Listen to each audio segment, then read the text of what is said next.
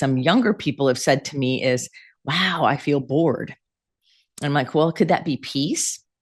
And then what they started realizing was they were labeling the experience of peace and regulation as boredom, because in their life they had never yet experienced real peace. And so they were thinking, well, if I'm not jumpy and I'm not nervous and I don't have that anxiety underneath, then maybe I'm bored, when really it was peace.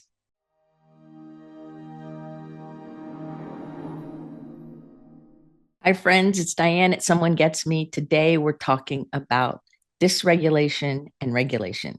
The title of today's show is How to Tell If You're Regulated or Dysregulated. Yes, friends, these words get tossed about all over the place. I'm dysregulated. I'm regulated. I'm regulating. I hear it all the time. I hear it from people who understand deeply what it means.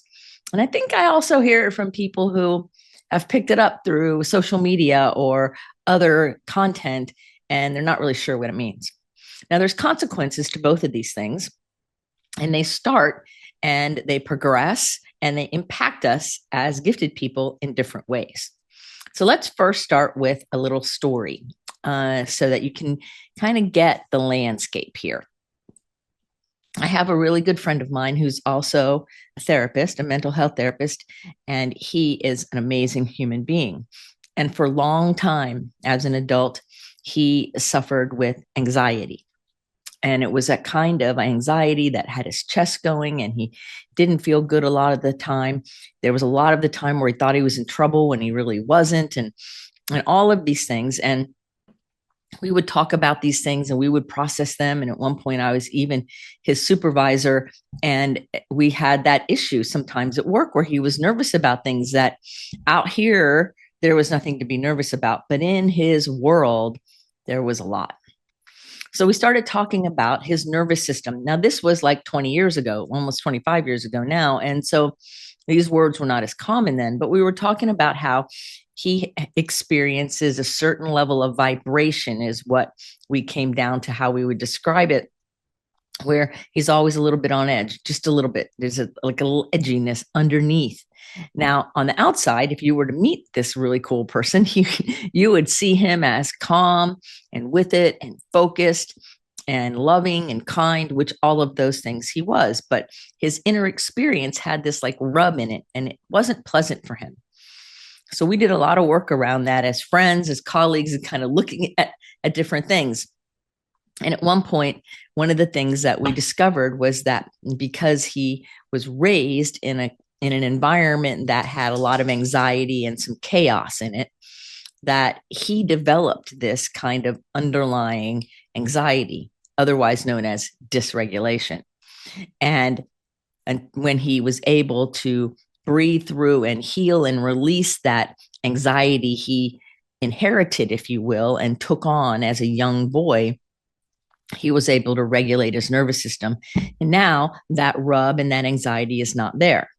So if you're listening to me and you think, oh my God, I always feel this way and I'm stuck here, the chances are probably accurate that you are stuck, because once our nervous system starts going down a certain pattern, it starts carving its own way, its own groove.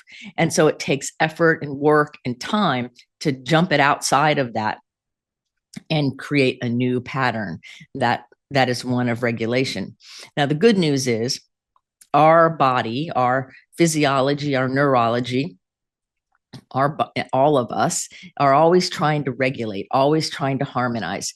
So it's a friendly activity to go from dysregulation to regulation. Our body wants to be regulated. And so it's important that we realize that that's where we're trying to head. But we can become addicted to the old pattern of being dysregulated. I do safe and sound protocol with a lot of people. And one of the things some younger people have said to me is, wow, I feel bored. And I'm like, well, could that be peace? And then what they started realizing was they were labeling the experience of peace and regulation as boredom, because in their life, they had never yet experienced real peace. And so they were thinking, well, if I'm not jumpy and I'm not nervous and I don't have that anxiety underneath, then maybe I'm bored when really it was peace. So I'm going to give you some ways you can tell if you're dysregulated. Okay. So see if you have any of these. The first one is you tend to overshare. I have some people who do this. I have a friend of mine who used to do this. We were in Phoenix one time. Oh my God. And somebody asked her when we got on the elevator about herself, and we only went up 5 floors, and the whole life history came out. I didn't even know how we could get it out that fast. And so oversharing is a hallmark of somebody who's dysregulated, saying way too much when it's not invited, or even when it is, just talking, oversharing. Then we will also see people who are dysregulated have sudden anger outbursts. Now, that also goes very closely with some ADHD signs and PTSD signs. And so those are also forms of being dysregulated. So if our ADHD is dysregulated and we're hyper like that, it'll be easy to have sudden bursts of anger. If you have PTSD or complex PTSD, then those sudden outbursts of anger are telling you that your system is dysregulated, along with whatever the other situations may be. Having a scattered attention span is another one, right? Where I can't focus on one thing or the other thing or this or that and moving all along. And even if you look like you're focused, inside, there's jumping all over the place, like the old Mexican jumping beans. So when we're scattered, it's because our system is having a hard time coming into balance, coming into flow, coming into a regulated state, which is what we're designed to do. Now, another one that I notice all the time is that I see commonly in my neurodivergent clients, and I've experienced this as well, is irregular eating. Is eating a lot, not eating enough, eating weird things at weird times of day, getting up from a nap and then just craving food, or getting up, from bed in the middle of the night and eating, or all these weird, irregular things where you're kind of even looking at yourself going, why am I even eating this? Why am I even wanting food now? And there's cravings sometimes involved, and there's different ways that people experience these irregular eating habits, but it can create all kinds of secondary issues like indigestion and high blood sugar and high cholesterol and weight issues, right? And it also can create feeling of being bloated, dissatisfied, upset with yourself, right? So irregular eating can tell you that your system is dysregulated.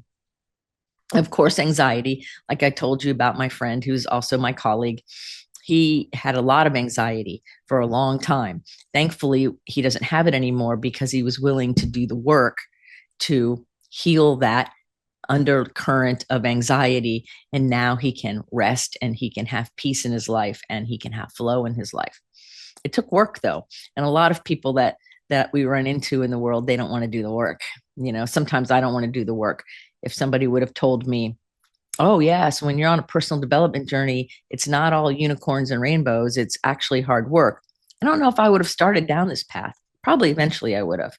But I started working on this path on myself when I was in my 20s. And that was many, many, many years ago. So I look back on it and go, oh, I wanted the results. I had no idea how hard at times and interesting and difficult and enlightening all the work would be. People who are dysregulated also numb out. They space out, they numb out. They either feel nothing, they're just blank and numb. I remember doing that when I was racing sailboats when I was younger. We would be out there and I would be staring at the water, and I would be numb. I don't even know if I was in my body really. Like I would be numb. I didn't even know there was a thing called dysregulation, but I remember that very vividly. Oh, and then I wrote a fun list here. And then another one that dysregulated people do, and I am guilty of this in the past, is being couch bound. Now that's different than being a couch potato, and that's different than resting. Couch bound means you sit down and can't get back up. That you're either physically tired or you're mentally tired, or you just have that lack of want to move and go do something. So the moment you sit, you're stuck there. It's almost like, there's glue on your butt and you're on the couch and you're bound there and you can't go anywhere. And it almost feels like that. I have a client right now that I'm working with where he is going through this very similar situation where he is stuck on the couch once he sits down because he's been in fight or flight. He's been in this dysregulated state for so long that when he sits down, his whole system just wants to just relax into the couch, but he's really tense at the same time. And so he's stuck there until we get him regulated a little better. And so being couch bound is a really big sign for you that you're dysregulated. Another one is being very restless. And that's very obvious what that means. And you can watch people, and I watch people even that I work with where I can see them frequently and they're in a certain state of regulation. And then all of a sudden I see them and they're restless and they're moving around and they're fidgeting a lot. That tells me that something's going on and they're dysregulated. And so being dysregulated isn't bad. It is information for you. I have one woman that I work with, when she says she's dysregulated, she used to mean that something was wrong with her or something was wrong with what she was doing. And so we had to learn how to understand that being dysregulated or understanding all these signs tells us that it's time to get ourselves in harmony. It's like we took a right instead of a left going down the road. We just turn around and go the other way. We don't have to beat ourselves up or judge it. It's just something that happens. And then, of course, another big one that you can tell that you're dysregulated, and the last one I want to talk about today, though there's many, many more, is having rejection sensitivity, meaning that you think you're in trouble all the time, or you're wondering if you're in trouble, like my friend did all the time back when he was dysregulated. Or if somebody says no to you for something that's innocuous, that you somehow take it personally and think they're rejecting you when really they might be rejecting an invitation for dinner or something. Or they may not have time on their calendar, but because they said no, now you're feeling very sensitive to that perceived rejection. So when we're dysregulated, we often misinterpret what's happening in the world. Our system, our biology, our body is operating in this heightened state that is not very effective. And so as gifted people and people who are neurodivergent, it's important that we understand that being dysregulated, it does not make us bad, and it does not mean we did anything wrong. What it tells us is that most likely we've been living in maybe a chaotic or traumatic or fear-based worldview. Now, if you look around the world right now in 2026, there's a lot of fear and a lot of anger and a lot of chaos. In that, it's easy to get dysregulated. If you're intuitive or you're an empath or you're one of the people who's highly tuned in and sensitive, I call it intensely sensitive in my book, Someone Gets Me. When you have these experiences, being dysregulated is telling you that that energy, that feeling, that stuff of the world is starting to impede in your serenity, in your life. And then the consequence we pay is we don't feel good and we get tired, or maybe we get sick, because it wears us down. So I want to tell you a little bit about what it looks like when you're regulated, right? So we know what it's like when there's a problem. But what's it look like when things are working well? Because I think that's important too, because we can say, see, I can do it. Because what I believe is once we start feeling regulated and understand the difference and understand the power of it, then it's a lot easier to go back toward that when we're in a place that's kind of chaotic and a little weird, right? One of the first things that I notice in all of us is our empathy increases. Like we happen to actually care about other human beings and other sentient beings like animals and nature and the world around us. So we care about it in an empathic way, meaning that we can feel into and with that other being. And you can see it in people when they connect with their animals or people that they love. And then there's other times where they want to be connected to those same people and it's really difficult, because the empathy is low, because the dysregulation is high. And so if you want to know if you're regulated, check out your empathy, check out your imagination, your intuition, your ability to feel your gut and know what the right thing is for you to do, right? You know these things when you're regulated. There's an alignment, there's a flow that works really well. For me, one of the ways that I can tell when I'm regulated is my sense of creativity and self-expression. It comes out in my writing, in all of my different books. It comes out in this podcast. It comes out in other things I do, where when I'm in the flow and my alignment feels really clean and beautiful and soft, when I'm like that, my self-expression, my creativity, my imagination are heightened. And it's a beautiful feeling. It's not one of agitation. We're better listeners when we're regulated. I have friends of mine that if I stopped talking in the middle of a sentence, they would just answer whatever they think I'm saying, even if I didn't say anything else, because they're not really good listeners yet. And maybe it's because they're not regulated, either that or they're not paying attention. I'm going to choose to think it's that they're dysregulated, right? Curiosity is a big one. I always tell people that curiosity is what helps us solve problems. It's what helps us understand others more. Like instead of asking somebody, why did you do that? It's really important maybe to say, help me understand. Be curious about how that person came to their thoughts or decision or actions. It's a lot more effective than creating a why question that then creates defensiveness in the interaction. You will also find regulated people really good at being spontaneous and enthusiastic about life. I know when I've been dysregulated because I've either been tired or I've been stressed or different times in my career. Working in the mental health field can be very toxic for the staff. And it has been in my life in multiple situations. And so my enthusiasm and my spontaneity and my ability to lead would be compromised the more that heavy, kind of static, yucky energy would affect me. Because I'm highly intuitive and I'm neurodivergent and I have a really high degree of empathy when I'm in those situations for a long period of time, then it starts affecting me. And so it matters a lot if you're empathic and intuitive and intensely sensitive that you put around you in your world barriers, if you will, or time alone. Like for me, a barrier is there'll be time I'll just turn off all the electronics and take time just for myself. Shortly, in a few days, actually, I'm going away for 3 days to do writing and creative things and to really nourish my sense of regulation. And it's intentional and it's practiced and it's dedicated and protected. So if you want to remain regulated and keep your enthusiasm and your joy and happiness and empathy at its peak, it matters that you have protected and dedicated time for yourself every single day. I do my morning routine, and then I have a routine in the middle of the day, and then I have a routine in the evening. If you want me to help you create a cool routine or help you understand ways that you too can be more regulated more often, just feel free to do a get to know you call with me. I will help you with it. Those calls are 30 minutes and they're free. So if there's something you have a question about, please reach out. That's what I'm here for.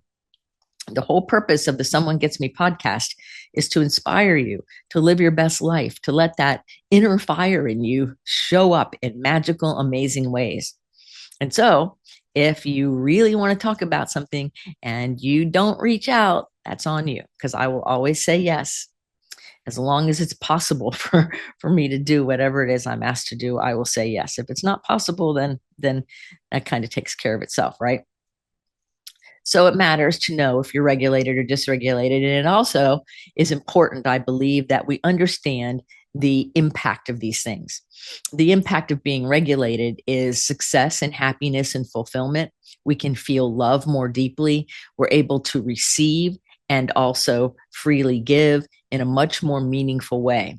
When we're dysregulated, we tend to push people away. Our energy is toxic, sometimes and definitely very scattered. And we end up in a situation where even sometimes we may not even like ourselves or some of the things we do because of our nervous system being a wreck. There are ways to regulate yourself. Some ways you can help it is humming. Humming works really good because it vibrates and it brings everything back. Singing is another really good one. Deep breathing.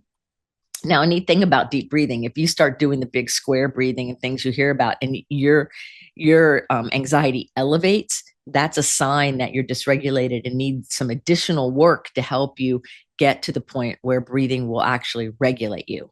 So, a lot of my gifted clients, they'll start doing the deep breathing and then they feel worse. And then they stop. And I want to tell them, if you that happens to you, you reach out to me and I'll tell you what to do so that then the deep breathing will work better. Because some of us have been dysregulated for decades and it takes a little bit more focus and patience and understanding to get us to the point of being regulated. And what I also want to tell you about this whole thing here is that around us, most of the people are dysregulated. And a lot of people don't even know what they don't know.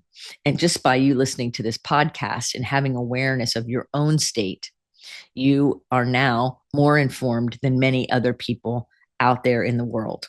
So many people are what I call sleepwalking, just trying to make it from one day to the next, just doing the next thing. They're not really tuned in to their inner world, their inner landscape. They're not in alignment at all. So you get to decide how much you engage with all of that and what that means to you. But your reminder from me is don't take it on. You can be in the world without absorbing it all. You can observe what's happening without taking it in and making it your own. It is not noble to take in someone else's strife and make it your own. That's not noble. That's called poor boundaries. So be aware, pay attention, take care of yourself. And remember, if you have any questions or you want to talk about any of these things further, please reach out to myself or someone who understands these things so you get the support and care and direction that you may be seeking. And so thank you for listening. And in the meantime, keep your face to the sun so the shadows fall behind you because you're a rock star. You're here on purpose with a mighty purpose. So go out there and let your light shine. Stay as regulated as you can and realize it's all just information. You can free yourself from judgment. Until the next episode of Someone Gets Me, this is Dianne saying, be well.